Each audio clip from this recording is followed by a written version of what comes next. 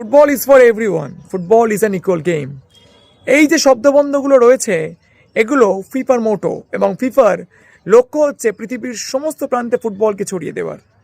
এবং তারা সেই লক্ষ্যে বিশ্বকাপে দল সংখ্যা 32 থেকে বাড়িয়ে 48 করেছে, যাতে আরও বেশি সংখ্যক মানুষকে ফুটবলের সঙ্গে যোগ করা যায়, যাতে ছোট ছোট দেশগুলো বিশ্বকাপের মঞ্চে পার্টিসিপেট করতে পারে।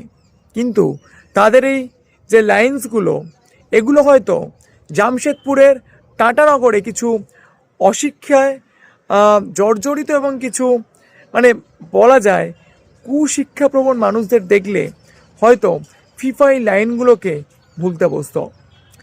টাটানগরী, যেখানে জামশেদজি টাটা তিনি ভারতের শিল্পকে অন্য পর্যায়ে নিয়ে গিয়েছিলেন, এবং যেখানে টাটা ফুটবল একাডেমির মতো একটা একাডেমি চলেছে, যেখান থেকে প্রচুর ফুটবলাররা ভারতবর্ষে বেরিয়েছে, সেখানকার সমর্থকদের দ্বারা আক্রান্ত হচ্ছে মোহনবাগান ইস্টবেঙ্গল সমর্থকরা, বাংলার মানুষরা।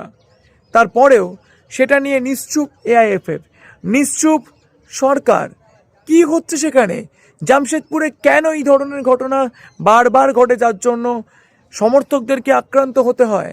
কেন এতটা অশিক্ষিত জামশেদপুরের মানুষজন? সেই প্রশ্নটা কিন্তু রয়েছে, প্রশ্নের উত্তরটা পাওয়া যাচ্ছে না।